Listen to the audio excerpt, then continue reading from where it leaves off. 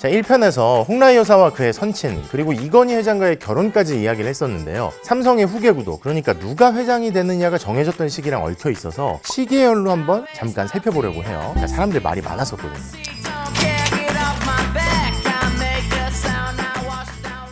이게 무슨 얘기냐? 자, 대학 졸업하고 미국 유학 가려던 홍라희 여사가 이건희 회장과 1967년 봄 워커힐 호텔 코스모스홀에서 결혼을 하고요. 참고로 삼성인데 왜 신라 호텔이 아니고 웬 워커힐? 그때는 신라 호텔이 없었죠. 호암미술관도 없었고 조선호텔도 삼성이 인수하기 전이었고요. 그래서 이병철 회장 장남은 천도교 회장 예식장, 차남은 일본인과 결혼하면서 도쿄의 제국 호텔, 삼남은 워커힐에서 결혼식을 했는데, 아무튼 이렇게 결혼한 두 인물 사이에서 68년에는 제드래곤이, 70년에는 이부진 대표가, 73년에는 이서연 이사장이 태어납니다. 그리고 75년부터는 중앙일보에 자리가 생긴 홍라희 여사가 사회활동을 시작했다고 하죠. 자, 그 시절 삼성에 무슨 일이 있었냐면요. 과거 소비더머니 보신 분들 기억을 하시겠지만 이른바 한비 사태로 이병철 회장이 경제계에 은퇴를 선언을 하죠. 1966년 가을에 있었던 일이죠. 그리고 당시 삼성에서는 이 회장의 장남 이맹희 전 제일비디오 회장이 두각을 나타냈다고 하고요. 바로 그 이듬해 홍라희 여사가 결혼을 한 건데, 그 뒤에 또 무슨 일이 생기죠? 이맹희 회장의 힘이 줄어들고 이병철 회장이 경영에 복귀를 하잖아요. 그리고 첫째 아들의 퇴장과 셋째 아들의 부상이 오버랩되고 결국 이 셋째 아들이 나중에 삼성의 후계자가 되고, 자, 그래서 당시를 두고요. 나중에 무슨 얘기가 돌았냐면요. 홍진기 회장이 이병철 회장 곁에서 일을 돕고 있었는데 이 회장의 아들을 사위로 맡고 나서 이 삼남 이건희 회장이 장남을 꺾고 후계자가 되는데 이런 큰 그림이 그려지도록 노력을 해서 결국 성공했던 거 아니냐, 뭐 이런 소문이 돌았어요. 뭐 그런 설이 얼마나 파다했으면, 오죽했으면 비운의 장남 이맹희 전 회장이 직접 회고록에다가요 그런 소문이 있었다는 걸 안다는 식으로 직접 언급을 했겠어요. 이맹희 전 회장의 장인어른도 삼성에 있었고 이건희 회장의 장인어른도 삼성에 있었고, 그리고 넓혀보면 뭐 이명희 신세계 회장의 시아버지도 삼성에 있었고,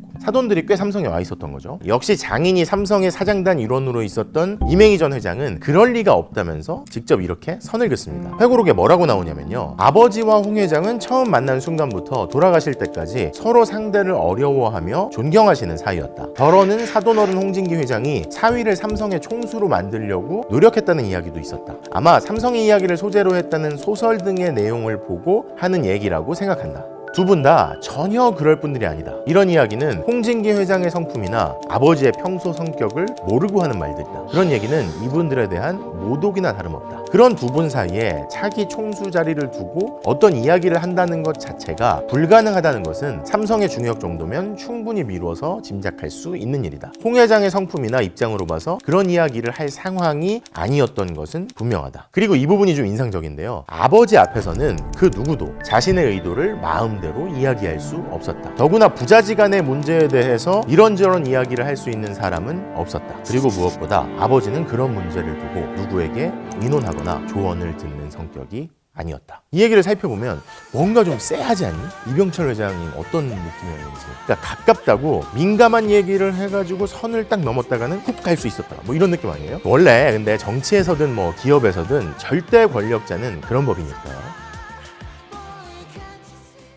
아무튼 그 사이에 이건희 회장은 장인과 함께 일하면서요 오후 5시에서 7시까지는 장인한테 여러 가지 지도를 받았다고 하죠. 자네가 오늘 한 건 뭐 어떠어떠했고 뭐 이런 식으로요. 홍라희 여사에 따르면 이런 장인을 두고 이건희 회장은 훗날 이렇게 얘기를 했다고 해요. 처음부터 장인이 좋았다. 장인어른은 내게 무조건적인 사랑을 주셨다. 그런 사랑은 부모님한테도 못 받아봤고 형제한테도 못 받아봤다. 자, 이렇게 남편이 삼성의 후계자로 자리를 잡아가는 동안에요, 왜 앞서 홍라희 여사가 아이 셋을 낳은 이후인 1975년에 언론사 일을 시작했다고 했잖아요. 근데 이 시점이 공교롭게도요 이병철 회장이 일본에서 암 수술을 받은 해이자 동시에 가족들한테 앞으로 삼성은 건의가 이끌어가도록 하겠다고 밝혔던 해, 바로 전년인데요. 그리고 홍라희 여사는요 언론사에서뿐만 아니라 시아버지로부터 수집가로서의 훈련도 받았습니다. 왜 그 유명한 얘기 있잖아요. 하루에 얼마씩을 시아버지한테 받아서 인사동 골동가 등등을 돌면서 미술품을 사오고 그날 평가를 받고. 아니, 생각해봐요. 시아버지가 당대 최고의 재벌이죠. 그리고 뭐 청자, 금관 이런 거 좋아하고 예전부터 좋은 물건들 수집으로 유명했던 인물이고, 또 남편은 어때요? 각종 명품들을 수집하고 특히 미술품 같은 경우에는요 백자, 그리고 조선 초기의 청아백자 같은 경우에는 일부러 이건희 회장이 좋아해가지고 모조품, 복제품을 만들어가지고 푸른색을 비교하면서 특징들을 정리하고 그랬던 인물인데, 매니악한 인물들 사이에서 뭐 이런저런 얘기를 듣고 이게 계속 쌓이는 거지. 그리고 어떤 책에서는 그렇게 표현을 해놨더라고요. 이병철 회장은 회장은 너무 비싸다고 판단되는 작품은 누가 뭐래도 구입하지 않으면서 적정 가치를 따졌고요. 왜냐면 사람들이 막 뭐라고 할 수도 있고 사람들 신경을 쓰는 거죠. 근데 반면에 이건희 회장은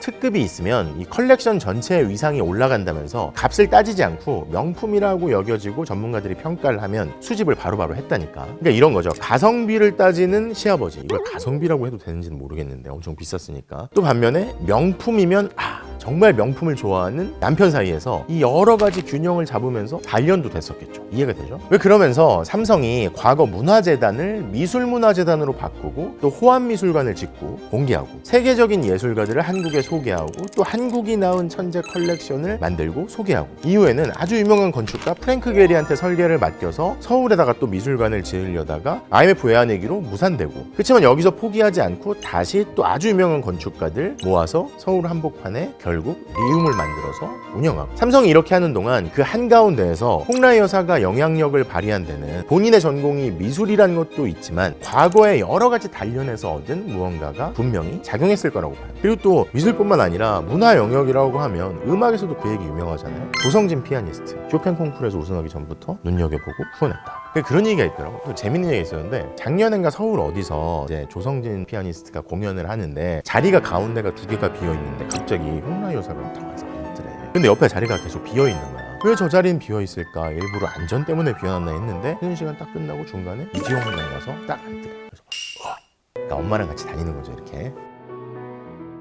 그리고 이렇게 어머니랑 같이 다니는 게 뭐 공연장도 가고 야구장도 이렇게 가가지고 사진 찍히고 이런 부분에 대해서 사람들이 간과하는 게요. 삼성과의 소위 안주인으로서의 역할인 것 같은데요. 왜 이건희 회장 체제에서도 그렇고 그 이후에도 그렇고 삼성그룹 그리고 삼성 패밀리한테 되게 많은 일들이 있었잖아요. 이건희 회장을 둘러싼 여러 이야기 또 2세에서 3세로 경영권을 승계하는 과정에서의 논란 또 홍씨 일가라는 재벌이 만들어지고 확립되는 시간들 그리고 여러 가족사들까지 뭐 요새는 결혼하면 많이들 보통 사람들도 많이 갈라서지만 특히 잘 살고 권세 있는 집 자녀들은 아니다 싶으면 또 많이 갈라서거든요. 그러니까 생각해봐요. 아니 우리 집도 잘 사는데 뭐가 아쉬워? 그런 거죠. 그리고 그런 집 출신이 아니더라도 이렇게 결혼해가지고 재산 분할 좀 받고 뭐 찢어져야지 뭐 이런 생각을 할 수도 있잖아요. 이런 경우도 많은데 홍라희 여사는 여태 그 많은 사건들 모두의 이목이 집중되는 한복판에서도요. 아버지가 승계 과정에서 뭘 한 거 아니냐 남편이 무슨 일이 있었다 등등 사람들이 뭐라고 떠들던 간에 구설에 휘말리지 않고 수십 년 동안 그 자리를 지키고 있는 거잖아요. 심지어 뭐 아들 이재용 회장과 사이가 안 좋다 뭐 누구 편을 들어줄지 모른다 등등 뭐 이런 여러 가지 소문이 날 때도요. 이럴 때도 어땠어요? 아들이랑 그런 소문이 날 때면 쓱 나타나서 사진 찍히잖아요. 야구장 등등에서. 근데 그게 그냥 그러는 거겠어요? 삼성에서 수입하는 브랜드를 입고 들고 등장하고 사람들은 뭐 그렇게 찍힌 사진들을 보면 아들이랑 보러 갔나 보네 뭐 이렇게 저걸 요새 좋아하나 보다 뭐 저런 가방을 드는구나 뭐 사람들은 여러 가지 별다른 생각 없이 얘기를 할 수도 있지만 어딜 가나 사람들이 자신을 보고 있다는 걸 아주 오래전부터 아는 인물이 그냥 움직이는 건 아니겠죠.